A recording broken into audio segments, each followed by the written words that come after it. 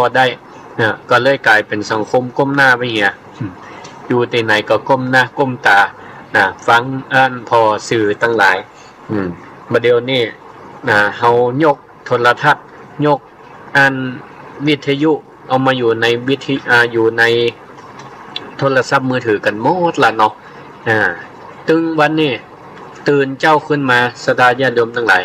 บางคนนะไม่ใช่ว่าทุกคนนะบางคนบ่ฮู้จะเป็นหนึ่งในหั่นดอกบางคนเนี่ยสิ่งแรกตีนะเพิ่นได้ทำเป็นกิจวัตรตะกอนนี่ตื่นเจ้ามาก่อนลูกไปล้างหน้าแปรงฟันทำกิจวัตรภารกิจส่วนตัวแต่บัดเดี๋ยวนี้กลายเป็นอันดับ2ไปละลูกขึ้นล้างหน้าแปรงฟันนี่นะอันดับแรกนี่มือชอบกลัวหาโทรศัพท์ละบางห้องก็เอาไปชาร์จไว้รีบกลัวโทรศัพท์มาอยู่ใกล้มือใกล้หมอนข้างมือข้างหมอนห้องเอามาไถพอละ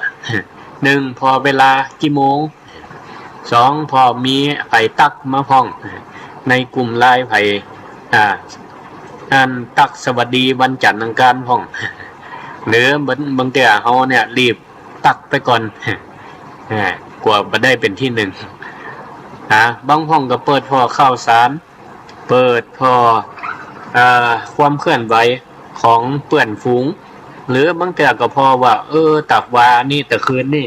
ก่อนรับก่อนนอนเฮาได้โพสต์อย่างลงไปมีคนมากดกดถูกใจก็กดไลค์กดแชร์ก็เนี่ยมีไผมาแสดงความคิดเห็นคอมเมนต์เพิ่นแจ้งว่าคอมเมนต์ถ้ากำบ้านเฮาก็ว่าแสดงความคิดเห็นมีไผมาแสดงความคิดเห็นพ้องนี่ก็ติดตามเรื่องราวต่างๆอันเนี้ยมันอยู่ในโลกแห่งโซเชียลมีเดียบางทีเฮาก็อ่านข้อความไปพอภาพไปก็ยิ้มไปด้วยความสุขด้วยความสุขอันนี้ก็เป็นประโยชน์ดีนะเนี่ยคือสุขภาพจิตเฮาก็มีความผ่องใสมีความผ่องใสมีกำลังใจดีมีกำลังกายก็ดีมีความสุขไปนะแต่บางครั้งแล้วก็หลายๆครั้งพอแล้วก็ใจขุ่นมัวงุดหงิดใจผ่องโคตรไปผ่องโคตรไปทั่วผ่องบางทีก็อ่านข่าวสารเหตุบ้านการเมืองความขัดแย้งต่างกับระหว่างประเทศเพื่อนบ้านผ่องติดตามได้หันข่าวการสูญเสียต้องฝ่ายบ้านเฮาเมืองเฮาของคนเฮาทหารเฮางุดหงิดใจเศร้าเสียใจบางพ่องเผลอภัยใจไปอันเปิ้นฮบตั้งฝ่ายตรงข้ามเกิดความสูญเสียดีอกดีใจดีอกดีใจไปพ่องก็มีเผลอใจไปบางพ่องก็เผลอไปทะเลาะกับคนที่บ่เคยหันหน้าค่าตาบางแต่แสดงความคิดเห็นมาในFacebook ของตัวเก่าไลน์ของตัวเก่าหรือว่าบ่เดี๋ยวมีแถว TikTok พ่องก็ฮู้จักเนาะพ่องก็บ่เคยฮู้จักบ่ได้ยินมาแสดงความคิดเห็นต่างเห็นแย้งเอาละโคดกันไปโคดกันมาความคิดเห็นบ่ตรงกันการทะเลาะวิวาทก็เกิดขึ้นทะเลาะในโลกของโซเชียลมีเดียบางทีก็ปาขึ้นใจคุณมัวผูกใจโคดกันบอดเกยหันหน้าหันตากันบางทีหันเปิ้นโพสต์เกี่ยวกับข่าวสารอย่างต่างๆก็ไปเอาใจเนี่ยไปจับกับสิ่งทั้งหลายเหล่านั้นวันนี้อาตมาก็อยากจะหยิบยกธรรมะที่เข้ากับยุคสมัยมาอู้กับศรัทธาญาติโยมทั้งหลายเนาะเพื่อเป็นการเตือนสติตึงเปิ่นตึงตัวตึงอาตมาคนอู้ตัวเนาะในหัวข้อที่ว่าใจสติคัดกรองใจปัญญาส่องตางกลางกระแสโซเชียลโลกแห่งโซเชียลเนี่ยศรัทธาญาติโยมทั้งหลายโลกแห่งโซเชียลเปรียบเทียบไว้ว่าเหมือนกับเป็นทะเลเป็นมหาสมุทรที่กว้างใหญ่ไพศาล นะในมหาสมุทรนั่นมีตึงของดีของให้มีตึงสัตว์ดีสัตว์ให้อยู่ในมหาสมุทรเนาะมีไข่มุกอันงามมีปะการังอันสวยสดงดงามอยู่ในมหาสมุทรในทะเลแต่ในขณะเดียวกันสดาญาติโยมทั้งหลายก็มีตึงสัตว์สัตว์ไล่เนาะสัตว์ไล่พ่องมีขยะเป็นพิษพ่องมีตึงคลื่นลมถ้ามันใหญ่แก่ก็เป็นคลื่นซึมนามิก็เนี่ยบ้านเมืองเสียหายเหมือนกันพร้อมที่จะซัดเรืออยู่ในมหาสมุทรในทะเลนั้นอับปางลงได้ทุกเมื่ออันนี้ฉันใดข่าวสารต่างๆในโลกโซเชียลถึงวันนี้ก็เหมือนกันเปิ้นเปรียบไว้ว่ามันก็เหมือนกับ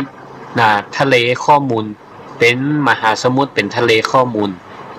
เปรียบเหมือนกันบางข่าวก็ก็เป็นความรู้ดีเนาะมีมาน้อยเลยนะใน YouTube ก็ตามใน Facebook ก็ตามเป็นประโยชน์เป็นความรู้ถ้าเราได้อ่านได้พอได้ศึกษาก็สามารถเอามาประยุกต์กับหน้าที่การงานอาชีพของเราได้เช่นเป็นปอกกล้าแม่ขายเนี่ยจะได้จะเฮือกล้าแม่นขายมันเปิ้นก็มีเทคนิควิธีหรือเฮาเป็นปอกกล้าแม่ขายเนี่ยกับข้าวกับปลาเนี่ยขนมบางสื่อบางอะไรอย่างเปิ้นก็มีสูตรเนาะมีสูตรมีเคล็ดลับหรือบางสื่อเปิ้นก็มีคำคมดีๆคำสอนดีๆเฮาหันแล้วก็ถูกอกถูกใจก็เอามาประยุกต์เอามาคิดพิจารณาประยุกต์ใช้ในชีวิตประจำวันก็เกิดประโยชน์ได้เป็นการเปิดหูเปิดตาเฮาให้มันกว้างให้มันกว้างแต่บางข่าวนี่ก็เป็นข่าวลวงของที่เป็นว่าเฟกนิวข่าวปลอมอันนี้ศรัทธาญาติโยมทั้งหลายก็พึงระมัดระวังบางทีต้องอ่านหลายๆแหล่งข้อมูลจะไปอ่านแหล่งเดียวแหล่งเดียวมันต้องอ่านหลายๆแหล่งข่าวที่มันเข้ามาเนี่ยบางเทื่อก็จะข่าวปลอมจ้องจะสร้างความแตกแยกสร้างความแตกแยกแตกสามัคคีหมู่คณะก็มีคือคนในครอบครัวก็มีอย่างนี้เป็นต้นบางเรื่องก็เป็นเรื่องที่เป็นเรื่องอวดกันผ่องที่ทำให้คนหันแล้วเสพแล้วก็รู้สึกด้อยค่ารู้สึกว่าโอ้ชีวิตของตัวเก่านี่บ่ดีเต้าเปิ้นนี่เอาใจตัวไปเปรียบเทียบบางทีเพื่อนเปิ้นเอาอวดเอาลงอวดว่าเปิ้นชีวิตเปิ้นอยู่ดีมีสุขสะดวกสบายมีบ้านมีรถมีเข้ามีของมีเงินมีทองเนี่ยเฮานี่ก็บางทีเปิ้นก็ตามอันนี้ของความสุขของเปิ้นเนาะแต่เฮานี่ก็เอาตัวเก่าไปเปรียบเทียบกับมาด้อยค่าตัวเก่าบางแต่ก็เกิดความอิจฉาริษยากันไปโดยบ่ฮู้เนื้อฮู้ตัวก็ใจนั่นน่ะปาไปบางเรื่องก็เป็นเรื่องที่ยั่วยุฮู้สึกโคตรเปิ้นว่ายกก็ตำหนิไผกับหัวว่าโดยส่วนรวมบางแต่ใจเฮาเนี่ยไปอ่านก็เอามายกเอามาใส่ใจตัวเก่าเอามาหาว่าเปิ้นว่าเฮาพ้องก็ใจก็ผูกโคตรเปิ้นจังเปิ้นจังเปิ้นจวนฮือปากันทะเลาะเบาะแว้งกันเลยดึงเฮาเนี่ยลงไปสู่วังวนของอารมณ์ลบในแต่ละมื้อแต่ละวันอาการอย่างนี้ศรัทธาญาติโยมทั้งหลายในทางธรรมะเปิ้นฮ้องว่าอโยนิโสมนสิการมันก็เป็นคำตรงกันข้ามกับคำว่าโยนิโสมนสิการโยนิโสมนสิการนั่นแปลว่าการใจปัญญาพิจารณาการใจเฮาเนี่ยไตร่ตรองพิจารณาทุกเรื่องราวที่เข้ามากระทบทางตาหูจมูกลิ้นกายใจพิจารณาให้ถี่ถ้วนส่วนอโยนิโสมนสิการเนี่ยมันเป็นอาการที่การใจพิจารณาแบบผิดวิธี การรับข้อมูลเข้ามาโดยบ่มีการไต่ตรองนะเหมือนกับเฮาเปิดประตูบ้านนะละไว้เปิดประตูบ้านละไว้ไผจะเข้ามาเมื่อใดก็ได้นะไผจะเข้ามาเมื่อใดก็ได้คนดีเข้ามาคนให้เข้ามานะบางเทื่อเป็นโจรเป็นขโมยนะหรือเป็นมิตรนะเป็นหรือเป็นศัตรูนี่เฮาบ่ได้บ่ได้ก่อยปล่อยให้เพิ่นเข้ามาหมดหรือปล่อยเหมือนกับเฮารับข้อมูลข่าวสารก็เหมือนกันปล่อยให้ข้อมูลที่มันเป็นขยะเข้ามาทำลายจิตใจของเฮาโดยตรงของบ่มีการคัดแยกขยะข้อดีก็เข้ามาข้อให้ก็เข้ามาบางเทื่อเฮาก็บ่ได้พิจารณาอย่างถี่ถ้วนอันนี้นี่ก็ถือว่าเป็นสิ่งสำคัญเมื่อเฮาเจอปัญหาเช่นนี้แล้วเนี่ยเฮาจะง่ายจะได้ศรัทธาญาติโยมทั้งหลายจะมีวิธีป้องกันจะได้พระพุทธเจ้าเพิ่นก็ได้สอนเครื่องมือเอาไว้2อย่างเด้อศรัทธาญาติโยมท่านสาธุชนทั้งหลายที่สำคัญที่สุดเพิ่นได้เครื่องมือ2อย่างที่สำคัญที่สุดในการดำเนินชีวิตของเฮาซึ่งศรัทธาเอาเครื่องมือ2อย่างเนี่ยฮู้จักกันโดยทั่วไปแล้วก็เอาไปใช้ในก็ง่ายอยู่ที่ว่าเฮาก็จะยอมรับจะเอาเครื่องมือนี้ไปใช้หรือไม่ก็อันเฮาจะเอาไปปรับใช้ก็ตาอันเครื่องมือ2อย่างคืออะไรอย่างก็คือ1สติความระลึกได้2ปัญญาปัญญาคือความรู้สติก็คือความระลึกได้ความบ่เผลอไผบ่เผลอไผใจเร็ว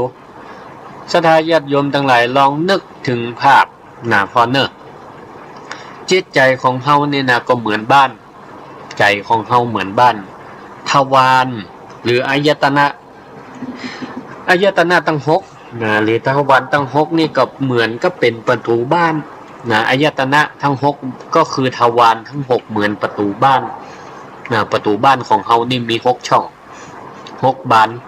มีหยังพ้อง1บานที่1ก็คือตาบานที่2ก็คือหูบานที่3ก็คือจมูกบานที่4ก็คือลิ้นบานที่5ก็คือกายบานที่6ก็คือใจตาหูจมูกลิ้นกายใจเนี่ยคือประตูบ้านของเฮาเปิดรับสิ่งต่างๆเข้ามาบ่ว่าจะเป็นตาก็คือภาพภาพทั้งหลายก็เข้ามาตั้งตาเสียงทั้งหลายก็เข้ามาตั้งหูกลิ่นทั้งหลายก็เข้ามาตั้งจมูกรสชาติทั้งหลายก็เข้ามาตั้งลิ้นเย็นร้อนอ่อนแข็งก็ผ่านเข้ามาตั้งการสัมผัสโดยกายความรู้สึกทั้งหลายโคตรชอบบ่ชอบก็เข้ามาตั้งใจนี่ข้อมูลข่าวสารในโซเชียลก็คือแขกก็คือแขกที่พยายามจะเข้าบ้านเฮาศรัทธาญาติโยมทั้งหลาย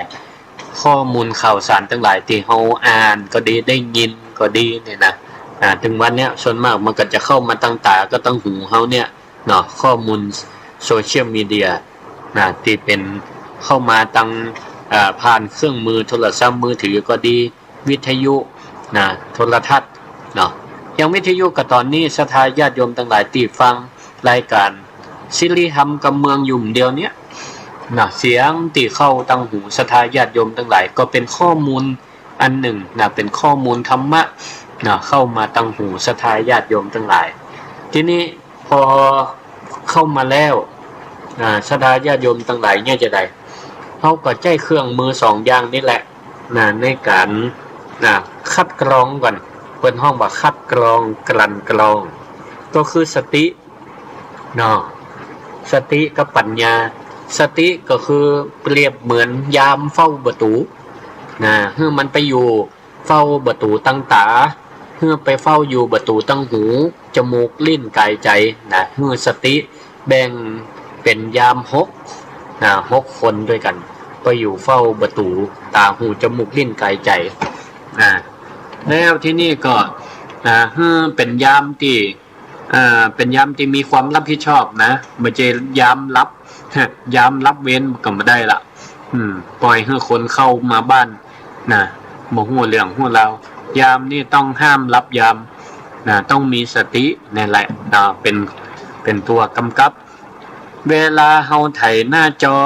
มือถือเนี่ยสดาญาติโยมทั้งหลายเปิ้นตึงว่าเราว่าเวลาเฮาเนี่ยไอ้หยังนี่ให้ทำทีละอย่างนะจะไปเนี่ยทีละ2อย่างมันเป็นไปไม่ได้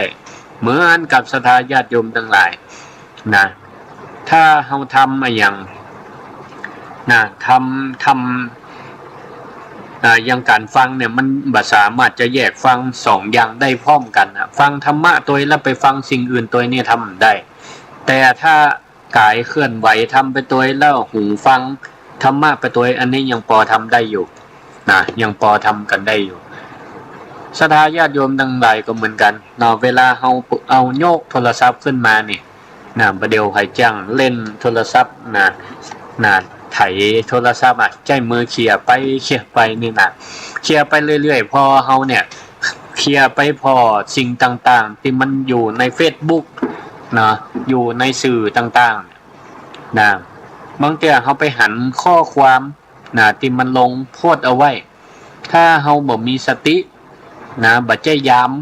นะบ่มียามรักษาการอยู่ต่างๆนี่นะเฮาก็จะปล่อยให้อารมณ์นะคือความโกรธนะความโลภความโกรธเนี่ยมันพรวดพลาดเข้ามาในใจเฮาได้หรอกเพราะเฮามียามนะบ่มียามบ่มีสตินะสติก็เหมือนยามนะเหมือนกับโจรเข้าบ้านเฮาเนี่ยเฮาบ่ล็อกประตูบ่มีการปิดบ่มียามเฝ้านะมันก็พรวดพลาดเข้ามาได้แต่ถ้าเฮามียามเฝ้าเอาไว้นะยามนี่จืดสตินะถ้ามันจะมีสิ่งใดเข้ามาเนี่ยกระทบทางตาเนี่ยหันข้อความอย่างแล้วเนาะหันข้อความมันอย่างเข้ามาทางตาแล้วเขาก็จะพยายามสติเนี่ยตักไว้ก่อนเดี๋ยวหยุดตักตัวเก่าหยุดก่อน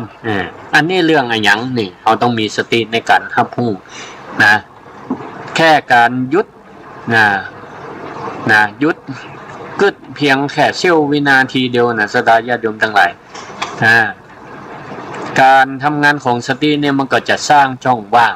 นะระหว่างสิ่งที่เฮาหันเนาะกับอารมณ์ที่มันเกิดขึ้นมันจะทำให้เฮานี่บ่ตกเป็นทาสของอารมณ์ทันทีเนี่ยถ้าเฮาตักนะภาษาธรรมนาวานะที่ในหลวงนะพระบาทสมเด็จพระวชิรเกล้าเจ้าอยู่หัวเนี่ยเปิ้นใจสติตัวนี้เนี่ยนะเปิ้นใจเป็นยาเม็ดที่2นะมียาถึง7เม็ดด้วยกันนะเม็ดที่2นี่แหละก็คือสติก็คือตักอารมณ์ตัวเก่าได้นะตักอารมณ์ตัวเก่าได้ฮู้ว่าขณะเนี้ยเฮากำลังเป็นอารมณ์เป็นจังได๋โกรธก็ฮู้ว่าโกรธนะชอบก็ฮู้ว่าชอบใครได้ก็ฮู้ว่าใครได้เนี่ยสติเนี่ยมันจะสร้างช่องว่างให้ใจเฮาเนี่ยได้ตึกตองได้กึดถึงสิ่งที่มันจะเกิดขึ้นนะก็ถือว่าเป็นสิ่งสำคัญนะมีสติเป็นยามเฝ้าประตูนะเฝ้าประตูระวังสิ่งที่จะกระทบทางตาทางหูจมูกลิ้นกายใจเนาะเมื่อมันเตลิดเปิดเปิงอันที่2ก็คือปัญญาหมายถึงว่าความรู้ความเข้าใจตามความเป็นจริงนะปัญญาตัวนี้แปลว่ารู้ตามความเป็นจริงหลังจากติสติเป็นยามนะได้หยุดแขกก่อนตรวจคนเข้าตรวจคนเข้าบ้านก่อนตรวจคนเข้าเมืองเข้าบ้านเฮาเนี่ยไว้ที่ประตูก่อนต่อไปก็จะเป็นหน้าที่ของสติของปัญญาหรอกปัญญานี่เปรียบเหมือนเจ้าของบ้านที่ฉลาดก็จะออกมาพอว่าแขกคนนี้เป็นไผมาดีก็ว่ามาให้มาดีก็ว่ามาให้ถ้ามาดีก็เชิญเข้าบ้านได้แต่ถ้ามาให้บ่ให้เข้าหยุดไว้นะไล่ออกไปไล่ออกบ้านไปอย่างนี้นะอันนี้แหละตัวปัญญาก็ถือว่าเป็นสิ่งสำคัญในการที่จะอนุญาตหรือบ่อนุญาตสิ่งที่เฮาหันเนี่ยเข้ามานะบางทีเฮาก็ตักไว้ก่อนถ้ามันดีก็ให้เข้าถ้ามันเป็นโทษว่าโอ้ เฮาอ่านเป็นนักนี่จะปาให้เฮาโคตรหลงไหลไปบ่ฮู้ตามความเป็นจริงก็หยุดพักไว้อย่างนี้เป็นต้นนะปัญญาในที่นี้เนี่ยคือกระบวนการคิดเนาะคิดวิเคราะห์นะแยกแยะให้ออกว่าสิ่งใดข้อมูลนี่มันแต้ก็ว่ามันหลอกมันจุนะหรือว่าหมู่แก๊งคอลเซ็นเตอร์เนี่ยโทรเข้ามาศรัทธาญาติโยมทั้งหลายนะเฮาก็ต้องมีเครื่องมือ2อย่างนี่แหละสติเป็นยามนะเป็นยามคอยตักมันไว้มันเข้ามาตั้งหูเนาะเสียงเข้ามาตั้งหูก็เกิดพิจารณาดีๆเนาะมันจุมันถามนะเฮาก็หรือว่ามันบอกนะมันคูอะไรอย่างนี้จะไปฟังตกอกตกใจนะมีสติในการพิจารณาระลึกได้แล้วก็ใจปัญญาเน้อคือดีบัดเดี๋ยวนี้มัน AI เนี่ยมันระบบเนี่ยนะมันแต่งเสียงคนนะแต่งเสียงคนที่เขาพูดจักคนในบ้านในจองเขานะมีพวกแต่งเสียงเป็นผัวโทรหาเมียก็มีเนี่ยนะโอนสตังค์มาเฮือกำละนี่อันนี้เอาเบอร์ไผโทรมาโอ้ยืมเปื้อนเฮียมีสตังค์นะอันกระเป๋าหายนะโทรมาอันโอนมากำเนี่ยพอโอนมาเนี่ยบอกให้โอนเห็มเบอร์1โอนไปบัญชีติ่มใจของผัวตัวเก่าอันนี้เราก็ต้องมีสติในการพิจารณาใจปัญญาพิจารณาให้มันรอบคอบเนาะว่ามันแตกกับมันจุนะถ้ามันบ่คุ้นเลยเนี่ยก็บ่ต้องไปเชื่อมันนะอย่างนี้เป็นต้นศรัทธาญาติโยมทั้งหลายนะแล้วก็มีลักกาลามสูตรนะที่พระพุทธเจ้าเคยสอนนะเจ้าเมืองกาลามะนะเอาไว้นะมีถึง10ข้อด้วยกันว่าอย่าเพิ่งด่วนใจเชื่อนะบ่ใจเปิ้นว่าบ่ฮู้เชื่อเลยนะพระพุทธเจ้าว่าอย่าเพิ่งด่วนใจเชื่อเพราะว่าเจ้าเมืองกาลามะเนี่ยโอ้มีนักศาสนาหลายๆศาสนาต่างก็เข้าไปในหมู่บ้านพ่องก็ไปโฆษณาคำสอนของตัวเก่าโฆษณาคำสอนตัวเก่าว่าคำสอนของตัวเก่านั้นดีมานับถือเฮาเตอร์ที่นี่ก็หมู่เจ้าบ้านก็ฟังข้อมูลเอาไว้แต่บ่ได้ตัดสินใจพอพระพุทธเจ้าเข้าไปก็เกิดว่าพระพุทธเจ้าที่จะมาโฆษณาศาสนาของเพิ่นเหมือนกันนะก้าอย่างน่ะทีนี้ก็เลยถามว่าพระพุทธเจ้าเนี่ยข้าพระองค์ทั้งหลายเนี่ยได้ยินข่าวศาสนาคนนั่นก็ว่าอันนั่นดีอันนี้ก็ว่าศาสนาตัวเก่าดีตกลงจะเจือไผพระพุทธเจ้าบ่เหมือนกับผู้แทนศาสนาอื่นพระพุทธเจ้าบ่ได้บอกว่าศาสนาพูดดีแต่พระพุทธเจ้าลักกึดลักพิจารณาเอาไว้ว่าอย่าเพิ่งด่วนใจเชื่อเพียงเพราะอย่างเพราะฟังต่อๆกันมาเขาเล่ามาเพราะคนนั้นเป็นครูบาอาจารย์เพราะเชื่อในตำราอย่างนี้เป็นต้นที่นี่ก็จะขอย่อเพื่อเข้าใจง่ายๆเพื่อเอามาใช้กับสังคมปัจจุบันศรัทธาญาติโยมทั้งหลายเวลาเฮารับสื่อต่างๆที่มันเข้ามาตั้งตาหรือว่าเฮาได้ยินตั้งหูนี่ก็ขอให้ใจรักกาลามสูตรเนี้ยที่นี่ก็ย่อได้ประมาณอยู่5เรื่องที่มันเกี่ยวข้องกับเฮาทั้งหลายเวลาเฮาอ่านข่าวทาง Facebook เนี่ยบัดเดียวเนี่ยมันบ่ใช่จากสำนักข่าวอย่างเดียวเนาะศรัทธาเจ้าบ้านเจ้าจองเป็นหมดเป็นผู้สื่อข่าวหมดแต่บางเทื่อบ่มีจรรยาบรรณบ่ได้ฝึกอบรมมาหรอกหันแต่ว่าเพิ่นเกิดเหตุการณ์หยังขึ้นกับใครเพื่อเขามากดถูกใจบัดเดียวเนี่ยเฮาไปหล่ำกดถูกใจเปิ้นก็เหมือนเป็นสนับสนุนเป็นการสนับสนุนข้อมูลเขาก็จะได้ผลตอบแทนได้เงินได้ทองก็มีเนาะเพราะฉะนั้นศรัทธาญาติโยมทั้งหลายในเมื่อมันมีข่าวหยังออกมาก็เฮามันห้ามบ่ได้เนาะห้ามบ่ให้เขาออกนี่มันห้ามบ่ได้แต่เฮาสามารถตักจิตตักใจตัวเก่าได้ตักจิตตักใจตัวเก่าได้ว่าเฮาจะเชื่อหรือบ่เชื่อมันเป็นประโยชน์หรือเป็นประโยชน์ต่อเฮามีอยู่5ข้อจาก10ข้อเอามาใจอยู่5ข้อ1อย่าเพิ่งด่วนใจเชื่อเพียงเพราะเขาแชร์ ต่อกันมาศรัทธาญาติโยมทั้งหลายเวลาหันเปิ้นโพดเฟซอะไรอย่างทั้งหลายนี่นะเราต้องพอแต่ว่ามันเป็นเหตุการณ์จะได้นะมันแต่หรือบ่แต่นะแต่ถ้ามันเป็นบุญนะกุศลเป็นความดีนะเป็นความดีถ้าพอแล้วว่าปัญญาแต่ทำแต่ก็เจือได้ แต่ถ้ามันแชร์ต่อๆกันมานะข่าวจุห้องนะข่าวจุห้องแชร์ต่อๆกันมาเขาก็ยังพึ่งไปเจือนะอย่าคิดว่าเปิ้นแชร์กันหลายแล้วอันนี้ข้อมูลน่าเชื่อถือเอกำใจเนาะอันที่สองอย่าเพิ่งด่วนใจเชื่อเพียงเพราะว่าคนนี้มีชื่อมีเสียงเป็นคนโพสต์อันนี้ระดับใหญ่แล้วนี่เป็นครูบาอาจารย์น่าเชื่อถือแล้วนี่โพสต์ลงบางทีเปิ้นก็เอาข้อมูลจากที่อื่นมาเหมือนกันนะบางทีไม่ได้กรองก็อาจจะผิดพลาดกันได้เนาะเพราะฉะนั้นก็เฮาก็อย่าเพิ่งด่วนใจเชื่อเนาะอ่านแหล่งข้อมูลหลายๆที่อ่านหลายๆที่หรือบางทีมันเป็นประกาศเป็นลายลักษณ์อักษรกาอย่างกาเนี่ยเฮาก็เชื่อเนาะเฮาก็เชื่ออันที่สาม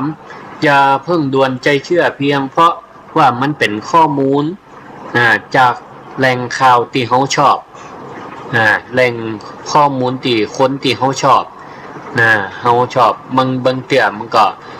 มันแน่นอนเหมือนกันเนาะบางเทื่อมันก็บ่แน่นอนเพราะคนเนี่ยมันก็คือคนปะปนกันไปมนุษย์เฮาเนี่ยบางเทื่อคนมีกิเลสก็มีหรอกเนาะอย่างนี้เป็นต้นเฮาก็ลองฟังลองดูแล้วก็ดูหลายๆที่หลายๆตั้งหลายๆแหล่งนะข้อที่สี่อย่าเพิ่งด่วนใจเชื่อเพียงเพราะว่าคนนั่นเนี่ยน่าจะเป็นไปได้บุคลิกท่าทางน่าเชื่อถืออย่าเพิ่งด่วนใจเชื่ออันที่ห้าก็คืออย่าเพิ่งด่วนใจเชื่อเพียงเพราะว่ามันตรงกับความคิดหันของตัวเก่าบางทีเขาเกิดไว้แล้วว่าแล้วเขาถึงว่าแล้วอย่าเพิ่งด่วนใจเชื่อและที่นี่5ข้อนี่เป็นข้อปฏิบัติสำหรับสติยามเนี่ยต้องใจ5ข้อนี้ในการกรองและต่อไปเนี่ยจะได้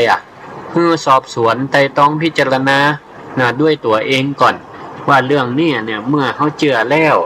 เนาะเมื่อเขาจะเชื่อแล้วก็ตามหรือจะทำปฏิบัติตามก็ตามเนี่ย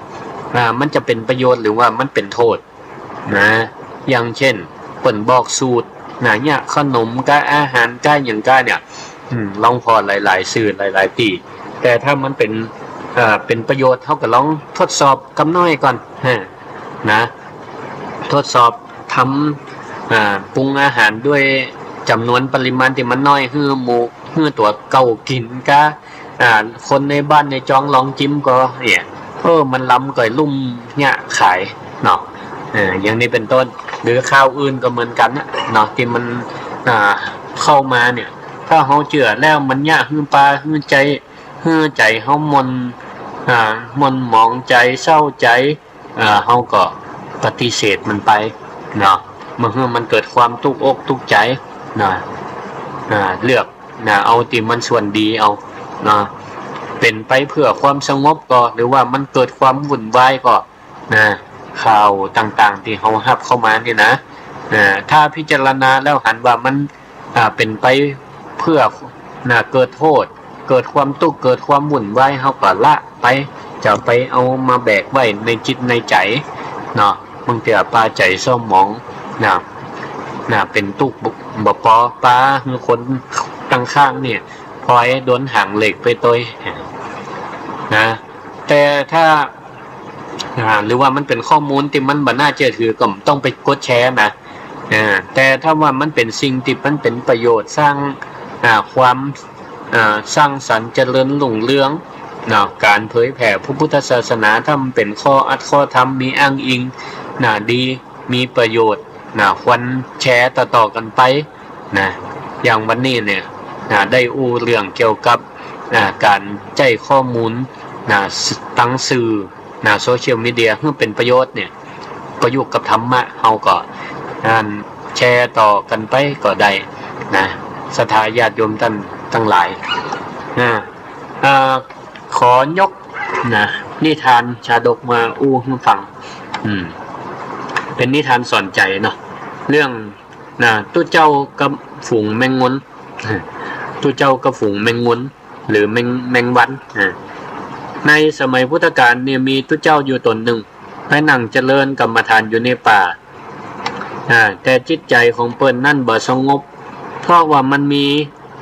หมู่แมงมุนจำนวนนักบินมาตอมบินมาตอมอยู่ตลอดเวลาบินมาเกาะตำหน้าตำตาของตำเนื้อตำตัวของส่งเสียงใกล้หูของป้าหน้าลำคาญทูเจ้าตนนี้ก็เลยพยายามที่จะปัดจะเป่าจะไล่มันเพราะไล่ตัดนี่ก็ไปตอมตัดนั่นไล่ตัดหั่นก็มาตอมแฮมตี้หนึ่งอย่างเอี้ยป้าใจลำคาญงุดงิดใจจิตใจก็ฟุ้งซ่านหยับใดสกรรมเนาะเห็นจะหนีดมันกรรมที่นี่ก็เลยบ่เป็นอันทำสมาธิมาเป็นอันทำสมาธิพระพุทธเจ้าก็เลยหันเล็งหันของสภาวะจิตของตัวเจ้าตนนี้ก็เลยพระองค์ก็เลยจำแรงพระองค์เป็นพระเถระผู้ใหญ่รูปหนึ่งก็เลยเดินเข้าไปหาแล้วถามว่าท่านผู้เจริญทำอะไรอย่างอยู่ตัวเจ้าตนนั่นก็เลยตอบด้วยความงุดงิดใจว่าข้าพเจ้ากำลังหอบกำแมงงุนอยู่หอบกำแมงวันอยู่ตั้นมหันกะโคตรนี่ฮะจิตใจงุดงิดเวลาไผมาท่องมาถามกับงุดงิดแปลงเสียงบ่ม่วนใส่เปิ้นพระพุทธองค์ในหลังพระเถระก็เลยตัดสอนว่าทุกปีการหอบแบบตันเนี่ยมันหอบไปก็ก้านหอบไปที่ข้างก็ก้านเพราะว่ายิ่งท่านไปหอบกับมันก็ยิ่งจะมาถ้าท่านอยากจะฮู้วิธีหอบวิธีหอบเพื่อมันชนะแบบเด็ดขาดก็อยากจะฮู้ก็ทุกเจ้าปนก็ว่าสนใจสนใจกะพระพุทธองค์ก็เลยเล่านิทานในอดีตแห่งกรรมหนึ่งว่าในอดีตชาตินั้นมีจ้างพายอยู่ตัวหนึ่งอาศัยอยู่ในป่ามันก็ได้ประสบปัญหาหน้ารำคาญอย่างเดียวกันเนี้ยคือโดนแมงมุนเนี่ยบินมาตอมอยู่ตลอดเวลาจ้างผู้ตัวนี้ก็พยายามใจงวงปัดใจหูโบกห้องแต่ก็บ่เป็นผลอิดบ่ได้ปลาใจงุนงิดขณะนั้นก็มีลิงเจ้าปัญญาตัวหนึ่ง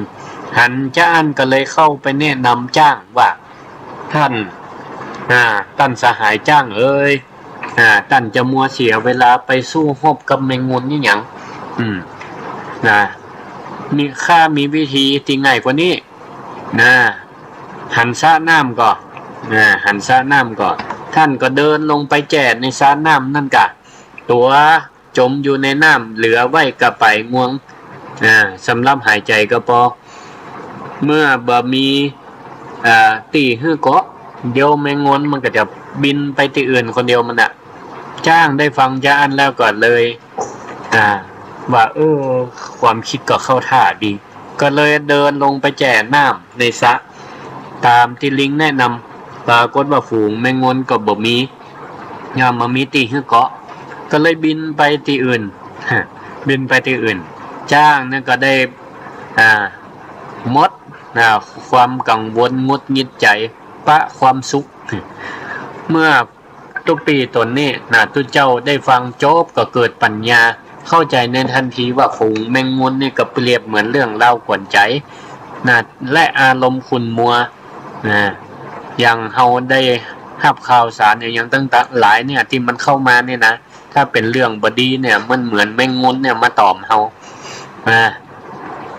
แล้วที่นี่ปลาใจคุณมัวปลากันคอมเมนต์ด่ากันพ่องข่าวบ่ไล่อ่านข่าวที่ไล่สาระพ่องเรื่องยั่วยุมาพยายามที่เฮาตั้งทั้งหลายเนี่ยก็พยายามที่จะปัดเป่าก็เหมือนกับการที่เฮาพยายามเข้าไปตอบโต้ไปเถียงเปิ้นคอมเมนต์มาคอมเมนต์ตอบเปิ้น ว่ามาว่าตอบเนี่ยยิ่งตอบกันไปกันมามันก็ลุกล้ำบั้นไปเสียเวลาบ่ได้เนาะป้าเฮือนใจคุณมัวนะมันบ่ต่างกับการฮบนะกับแมงวันแมงมุนนะส่วนสระน้ำนั่นมันก็เปรียบเหมือนกับความสงบการปล่อยวางนะเหมือนกับการปล่อยวางถ้าเฮาเดินลงสระก็คือว่าเฮาบ่ได้สนใจนะการเลื่อนผ่านไปนะเฮาบ่ได้กดนะเฮาไปกดตอบโต้นะเปรียบเสมือนเฮาไปตอบโต้คอมเมนต์เฮากดปุ่มสอนของก็ดีนะบางแต่เรื่องนะที่มันเป็นประโยชน์กับเฮานี่นะเลิกติดตามมันไม่พ้องก็ดีมันก็บ่ได้มากวนจิตกวนใจเนาะคนหรือเพจที่นำนะเพจในที่นี้ก็คือFacebook นี่นะคนหรือFacebook ที่นำนะแต่เรื่องลบๆมาให้เฮาเนี่ยนะเฮาก็เลิกติดตามไปเลยนะเลิกสนใจนะสอนมันไปห้องก็ได้นะทีนี้ก็ตู้เจ้าเปิ้นก็เกิดได้จะอีได้เปิ้นก็เลิกสนใจแม่งวนน่ะตั้งหน้าตั้งตาเจริญธรรมกรรมฐานอันนี้เนี่ยเหมือนกับยุงเมืองงนทั้งหลายศรัทธาญาติโยมทั้งหลายเวลาเฮานั่งสมาธินะถ้าเฮาไปให้ความสนใจกับมันนะงุนงิดล่ะแต่ถ้าเฮาปล่อยมันนะมันอยู่ที่ว่าไผจะมีความอดทนทำได้ก่อนนะยุงครบกับกัดหนอคันหนอเนาะแต่ถ้าเฮาเนี่ยจะอี้ได้เนี่ยนะเลิกสนใจกับสิ่งที่มาก่อกวนนะเหมือนกับพระพุทธเจ้าเพิ่นก็ก่อนจะตรัสรู้ก็มีสิ่งตั้งหลายเหตุการณ์ตั้งหลายบ้านเมืองครอบครัวนะไอ้อย่างตั้งหลายที่เพิ่นได้เคยประสบพบมาเนี่ยมันก็มาก่อกวนจิตใจจนพระองค์สามารถชนะกิเลสทั้งหลายได้สามารถเจริญสมาธิภาวนาจนบรรลุธรรมเป็นพระพุทธเจ้าได้ในที่สุดพระภิกษุตนองค์นี่ก็เหมือนกันเลิกสนใจไม่งวนก็ตั้งอกตั้งใจปฏิบัติธรรมจนได้สำเร็จเป็นพระอรหันต์สดาญาติโยมท่านสาธุชนทั้งหลายเฮาฟังเรื่องนี้แล้วเป็นจะได้เวลาเฮาปะเรื่องที่มันแย่ๆในโลกของอินเทอร์เน็ตของ Facebook ของยังทั้งหลายเนี่ยเฮาก็ยังทำตัวเหมือนเป็นทุตพระสงฆ์องค์เจ้าตอนแรกๆพยายามฮบกับมึงงนจงทำตัวเป็นเหมือนจ้างที่วิฉลาดฮู้จักปลาตัวเก่าไปแจ่น้ำในสระก็คือฮู้จักปลาใจของเฮาเนี่ยออกจากเรื่องราวต่างๆนั้นได้ใจสติฮู้เท่าทันคือเรื่องกวนใจทั้งหลายเนี่ยเฮาก็ตัดออกไปใจปัญญาตัดสินใจปล่อยวางบ่เข้าไปยุ่งเกี่ยวอันนี้แหละคือชัยชนะที่แท้จริงในโลกของออนไลน์เนาะศรัทธาญาติโยมทั้งหลายหลักการก็คือมี4ขั้นตอนหยุดหยุดแล้วก็คิด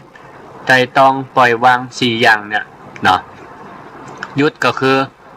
พอหันอย่างที่มันกระตุ้นอารมณ์ให้เฮาโคตรหยุดเลย2คิดก็คือใจปัญญาพิจารณาว่ามันเป็นประโยชน์หรือมันเป็นโทษไตร่ตรองให้ดีว่าควรจะเชื่อหรือบ่เชื่อควรปฏิบัติตามหรือไม่และก็อันไหนที่มันเป็นข่าวไร้สาระข่าวปลอมยังพ่องก็ปล่อยวางไปบ่เอาใจไปโคตรกับมันปล่อยวางไปอย่างนี้อันเนี้ยก็ได้อู้ถึงธรรมะกับโลกโซเชียลในปัจจุบันแล้วก็เหลือเวลาเห็นบ่นักมันนักมันน้อยเดี๋ยวใครจะโทรแสดงความคิดเห็นก็064-949-5999รายการสิริธรรมกับเมืองโดยอาตมาภาพพระครูสิริธรรมบัณฑิต064-949-5999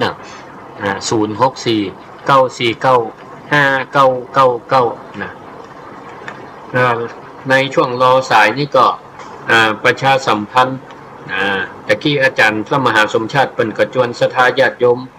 ให้หอมครัวของจะเอาไปมอบให้กับเมืองน่านเนาะที่เปิ่นประสบ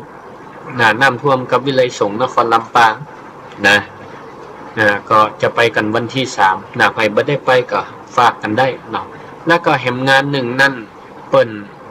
ตังวัดบรรพตสถิตท่านอาจารย์พระมหานพดลสุวรรณเมธีแล้วก็อาจารย์พระมหาสมชาติชาตปัญโยเปิ่นจัดเทศมหาจารย์ในระหว่างเข้าพรรษานี่เนอะ มีทั้งหมดอยู่17กันกะแบ่งเป็น3ยกนะปัญญายังมวยเนี่ยหรอนะยกที่1แล้วไปละนะแล้วไปละยกที่2นี่ก็จะมีขึ้นเดี๋ยวขออนุญาตรับสายครับเจริญพรเจ้าไปสาเจ้าเจริญพรแม่พิสมัยเนาะโอ้สาธุได้ยินตั้งเหมือนไม่ได้ยินเหมือนแล้วว่านั่งเต่าแม่กำลังกะโทรศัพท์วิ่งมาหาโทรศัพท์โทรมตันละเพราะว่าตันสักจังสั่งมาเขาอันยังพระอาจารย์ว่าแต่น้องแม่ตึ้งจะพอเอาจริงมันแบบนี้ความจริงอะนะไม่ตึ้งที่ตามมันแต่จริงมันม่วนใจเนาะมันม่วนใจก็ปล่อยมันเนาะปล่อยวางดีละเจ้าเพราะนั้นพระอาจารย์ไปสกรรมอะไรที่ไหนนะ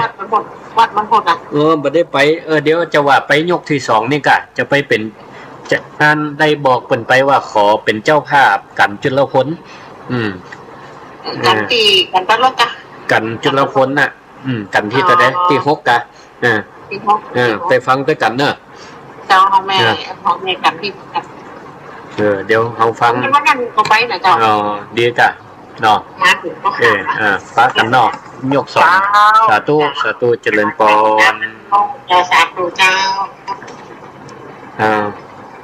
เจริญพร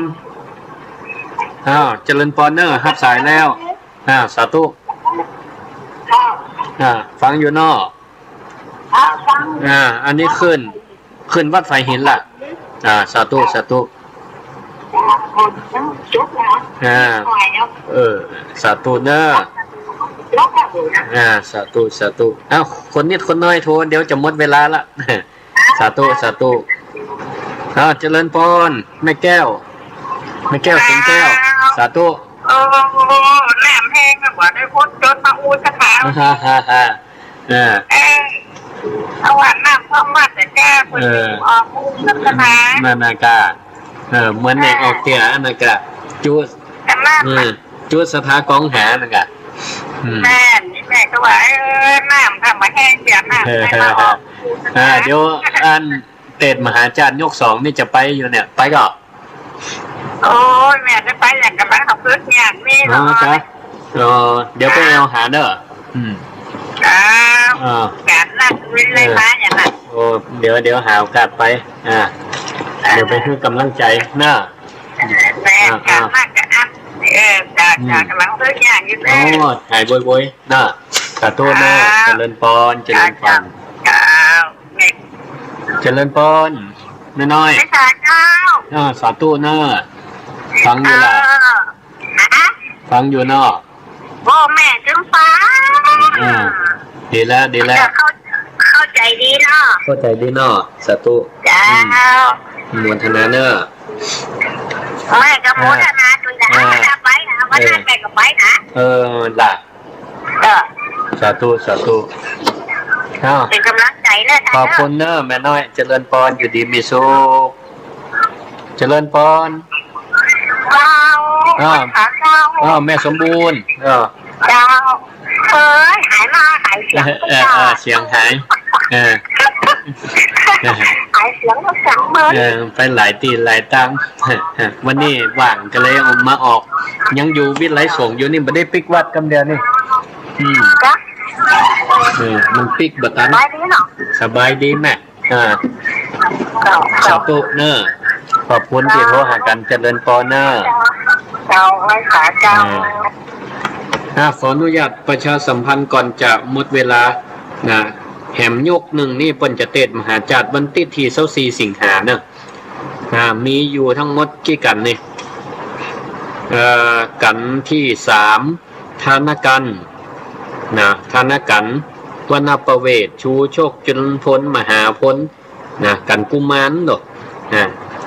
มี1 2 3 4 5 6กันนะวันที่24สิงหาคมเนาะวันติดอาตมาจอง1กันกันที่6จุลพลเพราะมันเป็นกันประจำปีเกิดคนเกิดปีมะเส็งไปฟังด้วยกันเนอะหรือว่าใครจะทำบุญร่วมบุญด้วยกันร่วมบุญเป็นเจ้าภาพ กันที่6จุลพลด้วยกันก็เจอได้กันที่7นะจุลพลนะถูกละกันที่6สุมาเตอร์นะองค์เตศนี่ไผนี่ท่านอาจารย์พระที่กันเสเวตโตท่านเสน่ห์กาหลงนะเป็นองค์เตศกันนี่ถ้าจะม่วนเนาะก็ม่วนทุกกันนะศรัทธาญาติโยมทั้งหลายนะกันชูโชคก็ม่วนเนาะท่านเก๋เนาะทุกปีเก๋โอ้หลายตนพระนักเตศที่มีชื่อเสียงนะของลำปางของหลายจังหวัดเชียงรายก็มาเนาะศรัทธาญาติโยมทั้งหลายเนาะเปิ้นเป็นการระดมทุนในการอย่างก็เกี่ยวกับการน้ำกาไฟของสถานีวิทยุนะของวิทยาลัยสงฆ์นครลำปางแล้วก็เป็นเกี่ยวกับอุปกรณ์อย่างต่างๆเนาะเกี่ยวกับการออกวิทยุหรือว่าการไปถ่ายทอดอย่างต่างๆนี่ศรัทธาญาติโยมทั้งหลายบางทีเพิ่นก็ตั้งสถานีวิทยุวิทยาลัยสงฆ์นครลำปางเนี่ยเจ้าหน้าที่เพิ่นก็ป้ากันไปด้วยจิตอาสาเนาะบ่มีการจ้างรางวัลหยังสักอย่างแต่ว่ามันก็ต้องอาศัยน้ำมันรถน้ำมันลาอย่างต่างๆเนาะ